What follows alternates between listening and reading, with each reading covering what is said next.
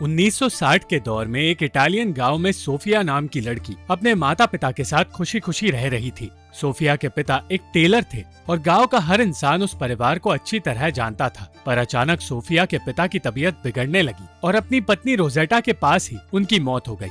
इस मौत के बाद से ही लोगों की नजर रोजेटा और उसकी दुकान पर पड़ने लगी और वकील ने बताया कि घर और दुकान दोनों रोजेटा के नाम कर दिए गए हैं। पर अगर वो ये प्रॉपर्टीज बेचना चाहती है तो उसके पास एक क्लाइंट तैयार है। रोजेटा और सोफिया दोनों समझ गए कि अब लोगों की नजर उनकी दुकान पर है और उनका जीना मुश्किल होने वाला है। कोर्दारो नाम का आदमी उस दुकान को किसी भी हाल में पाना चाहता था और इसीलिए उसने पुलिस को भी अपने प्लान में शामिल कर लिया। वो उस पूरे इलाके की दुकानों को और घरों को खरीद कर अपना एक सुपरमार्केट बनाना चाहता था और एक एक कर वो हर एक घर पर कब्जा जमाने में कामयाब हो रहा था। रोजेटा अपने पति के मौत के बाद परेशान रहने लगी थी और ये बात उसकी दोस्त फ्लोरा समझ गई। अपनी यादों को ताज़ा करते हुए रोजेटा ने सोफिया से कहा कि अब उन्हें जिंदगी में आगे बढ़ना होगा, पर वो ये नहीं जानती थी कि ऐसे कई मर्द हैं जो गिद्ध की तरह उसके आसपास मंडराना चाहते हैं और कोर्दारो भी उसके लिए हालात मुश्किल बनाने वाला है। उसने रोजेटा को अपने ऑफिस में बुलाया और कहा कि वो रोजेटा के पति का अच्छा दोस्त हुआ करता था और इसी दोस्ती के नाते वो उसे बता रहा है कि पूरे गाँव में रोजेटा के बारे में कई बातें फैलाई जा रही है और ये बातें इसलिए फैल रही है क्योंकि उसकी दुकान में मर्द आते जाते रहते हैं। रोजेटा का कहना था कि वो सिर्फ अपना काम कर रही है और उसे लोगों की बकवास बातों से कोई लेना देना नहीं। कोर्दारो ने अपने इंजीनियर मदेरा को वहां बुलाया, जो कहने लगा कि वो उस गांव के बच्चों के लिए एक बेहतर भविष्य बनाना चाहता है और गांव को मॉडर्न बनाना चाहता है। पर मॉडर्न बनाने के लिए उन्हें रोजेटा का घर और घर के नीचे मौजूद दुकान दोनों की जरूरत है। वो घर रोजेटा को उनके नाम कर देना चाहिए और इसके बदले उसे एक नया घर दे दिया जाएगा। पर रोजेटा ऐसा करने के लिए तैयार नहीं थी। तब कोर्दारो ने उसे बताया कि उसका पति कर्ज में डूबा हुआ था और वो कर्ज उसने कोर्दारो से दुकान के लिए नहीं लिया था, बल्कि ऐसी चीजों के लिए लिया था जिनके बारे में सिर्फ कोर्दारो जानता है। रोजेटा को कर्ज से डराकर वो उसका घर हथियाना चाहता था, पर रोजेटा ने उसकी एक नहीं सुनी। घर लौटने पर उसने कैफे के मालिक मोदूनो और उसके कस्टमर्स से साफ साफ कह दिया कि वो उनकी बदतमीजी सहने नहीं वाली और उन्हें उसकी दुकान के सामने खड़े रहकर भद्दी बातें नहीं करनी चाहिए। वो लोग फिर भी नहीं माने और रोजेटा और उसकी दुकान पर नजर रखते रहे। कोर्दारो फिर से रोजेटा के पास दुकान के बारे में बात करने आ पहुंचा और कहने लगा कि वो उसे और उसकी बेटी सोफिया को एक नौकरी दे सकता है। रोजेटा अब भी उसकी बातों में आने से इनकार कर रही थी, पर कोर्दारो ने सोफिया से कहा कि उसे किसी भी हाल में अपनी माँ को दुकान बेचने के लिए मनाना होगा, वरना ये उन दोनों के लिए अच्छा नहीं होगा। मोदूनो के साथ मिलकर उसने गांव भर में कुछ बातें फैलानी शुरू कर दी और उस अफवाह की वजह से लोगों ने रोजेटा की दुकान में जाना बंद कर दिया। मोदूनो दिन रात रोजेटा पर नजर रखने लगा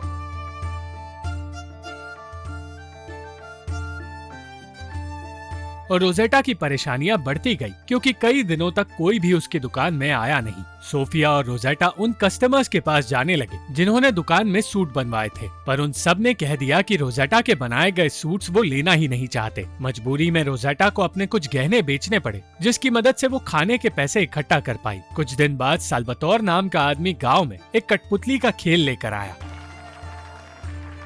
और उसका खेल देखने के बाद सोफिया उसे पसंद करने लगी। रोजेटा साल्वातोर को सोफिया से दूर रखने की कोशिश करती रही क्योंकि पहले ही लोग उनके बारे में भद्दी बातें फैला रहे हैं, पर सोफिया उससे अपनी नजर हटा नहीं पाई। रोजेटा ने चर्च में काम करने वाली औरत एडेलिना से बात की और उसे बताया कि कोई भी उनके पास अब आता नहीं क्योंकि वो अपनी दुकान कोर्दारो को नहीं बेच रही। एडेलिना ने मदद करने के लिए गांव के पादरी से बात करने का फैसला किया और रोजेटा को लगा कि उसकी परेशानियां अब शायद दूर हो जाएंगी। इस बीच सोफिया साल्वातोर से मिलने के बहाने ढूंढने लगी, पर उसने सोफिया पर ज्यादा ध्यान नहीं दिया। एडेलिना के कहने पर पादरी ने अपने साथियों को रोजेटा की दुकान में सूट सिलवाने के लिए भेजा, पर उन लोगों के दुकान से जाते ही मोदूनो के दोस्त वहां आ गए और रोजेटा के साथ बदतमीजी करके वहां से चले गए। उन लोगों को मोदूनो ने कोर्दारो के कहने पर वहां भेजा था ताकि वो गांव में ये बात फैला सके कि रोजेटा के दूसरे मर्दों के साथ अफेयर्स चल रहे हैं, पर प्लान नाकामयाब होने पर कोर्दारो निराश हो गया। अगले ही दिन मदेरा उस दुकान में चला गया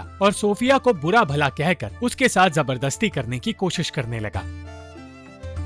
सोफिया इस सब की वजह से बुरी तरह डर गई और जब ये बात रोजेटा को पता चली तो बिना वक्त गवाए वो मदेरा को सजा देने निकल पड़ी।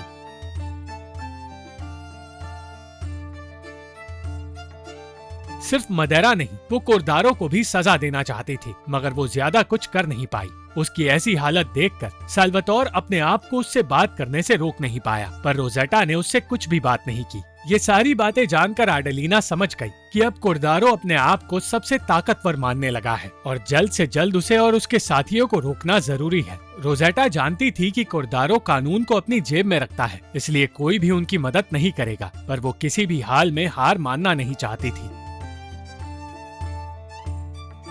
एक दिन आडेलिना की एक पार्टी में जाने पर सोफिया फिर से साल्वातोर के सामने आई।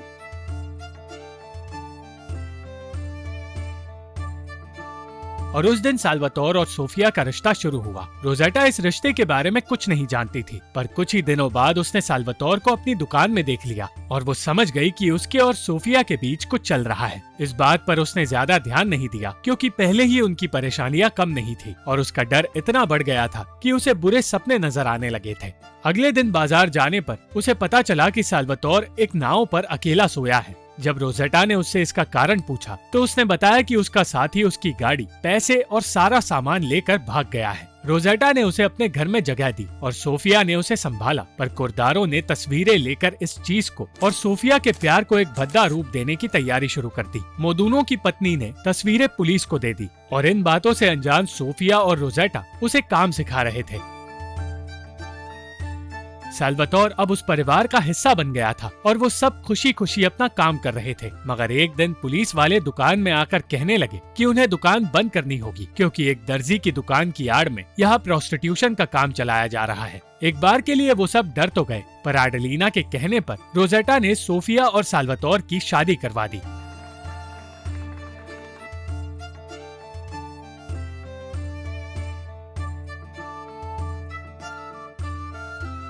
शादी होने से दुकान तो बच गई, पर मुसीबतें अब भी टली नहीं थी, क्योंकि एक भी नया कस्टमर उनके पास आ नहीं रहा था। किसी तरह रोजेटा को मदद मिली और एक फैक्ट्री में काम कर रहे लोगों के लिए उसे यूनिफॉर्म बनाने का काम मिला। रोजेटा इस काम को लेकर बहुत खुश थी, क्योंकि उसे अच्छे खासे पैसे मिलने वाले थे। पर दूसरी तरफ साल्वातोर को पता चला कि गांव वाले ये बात फैला रहे हैं कि उसकी और सोफिया की शादी झूठी है, क्योंकि उनका कोई बच्चा तक नहीं। उसने रोजेटा को बताया कि मोदूनो के कैफे में सुनी बातों ने उसे परेशान कर दिया है। वो एक बच्चा चाहता है, पर वो और सोफिया ऐसा कर नहीं पा रहे। अगर बच्चा हो जाए तो लोगों की ये झूठी शादी की बातें बंद हो जाएगी और उनकी परेशानियां हमेशा के लिए खत्म हो जाएगी। कुछ दिन बाद सोफिया को एक डॉक्टर के पास ले जाया गया और चेकअप के बाद साल्वातोर ने बताया कि वो कुछ दिनों के लिए अपने घर जा रहा है। वो सोफिया को साथ ले जाना चाहता था, पर सोफिया ने इनकार कर दिया। रोजेटा को पता चला कि सोफिया कभी माँ नहीं बन सकती।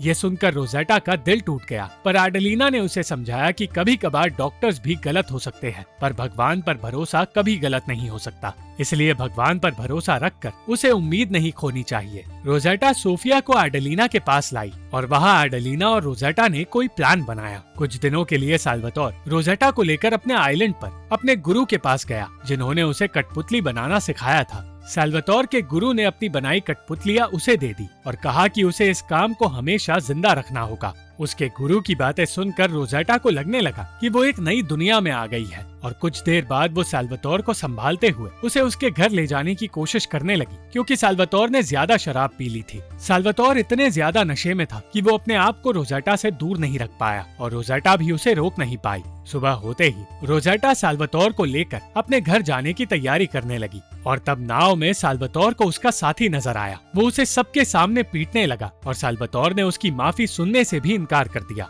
घर लौटने पर हालात फिर से पहले जैसे हो गए और पुलिस वाले रोजेटा के घर की तलाशी लेने लगे। उनका कहना था कि उन्हें किसी अनजान मर्द के वहाँ होने की खबर मिली है। पुलिस ऑफिसर ने समझाया कि कोरदारो हर हाल में उस दुकान को पाकर रहेगा, इसलिए रोजेटा को हर मुसीबत के लिए तैयार रहना होगा। रोजेटा के खिलाफ कोई भी सबूत न मिलने पर मदेरा अपना आपा खोने लगा और कोरदारो ने पुलिस ऑफिसर से कह दिया कि अब उनके पास सिर्फ एक रास्ता है, रोजेटा के घर में आग लगाने का रास्ता। वो पुलिस ऑफिसर इस गुनाह में उनका साथ नहीं देना चाहता था और कोई भी ये नहीं जानता था कि रोजेटा के दिमाग में क्या चल रहा है। रोजेटा अब प्रेग्नेंट थी और उसने आडेलिना के कहने पर ही साल्वातोर को अपने करीब आने दिया था। उसने जल्द ही सोफिया और साल्वातोर को भी बता दिया कि वो प्रेग्नेंट है, पर ये सच जानकर सोफिया साल्वातोर और अपनी माँ दोनों से नफरत करने लगी। वो अपने घर से दूर चली गई और जैसे ही रोजेटा अपने घर में लौटी, एक अनजान आदमी ने उस घर में आग लगा दी। साल्वातोर ने रोजेटा को बचाने की कोशिश तो की, पर कोई भी उसे बचा नहीं पाया।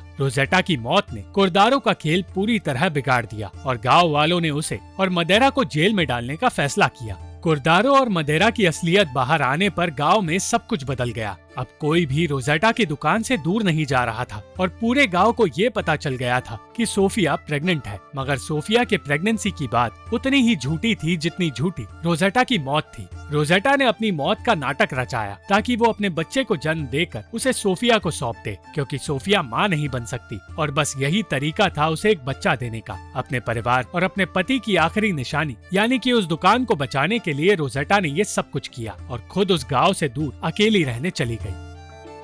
Thank you for watching this video. अगर आपको ये वीडियो पसंद आई तो इस वीडियो को लाइक, शेयर और इस वीडियो पर कमेंट जरूर करें और इस चैनल को सब्सक्राइब करना मत भूलना।